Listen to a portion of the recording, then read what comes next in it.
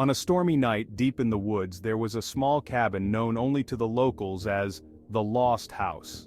It was said that once you entered you might never find your way out.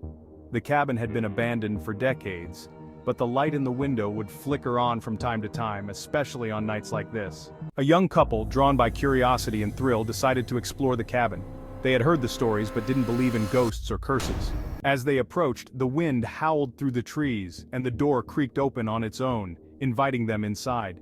They stepped in, noticing how the air inside was colder than outside, despite the roaring fire in the hearth.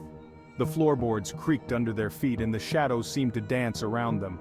As they moved deeper into the cabin, the door slammed shut and the fire suddenly went out, plunging them into darkness. The girl fumbled for her flashlight, and when she switched it on, they saw something written on the wall in what looked like blood. "Get out!" They turned to leave, but the door wouldn't budge. Panic set in as they heard footsteps above them, even though the cabin had no second floor. The sound of a low, menacing voice echoed through the cabin, whispering their names. Terrified, they tried the windows, but they were sealed shut. The couple huddled together, their breaths coming in short gasps. Suddenly, the girl screamed as cold, clammy fingers brushed against her shoulder. The boy swung his flashlight around, but there was no one there. The footsteps grew louder, coming down the stairs that didn't exist. In a desperate attempt to escape, they ran to the back of the cabin, only to find a mirror hanging on the wall, but this was no ordinary mirror. In the reflection, they saw themselves, but behind them stood a figure, its eyes glowing red, its mouth twisted into a sinister grin. They spun around, but nothing was there.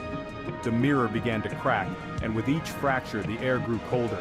The figure in the reflection reached out, as if trying to pull them into the mirror. They backed away, but the walls began to close in, the cabin itself seeming to come alive. In a final moment of terror, they saw the figure step out of the mirror, towering over them.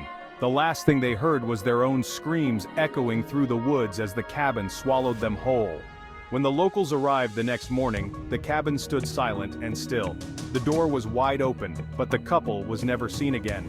Only the mirror remained, now hanging in the front room, with two new figures trapped inside, their faces frozen in eternal horror.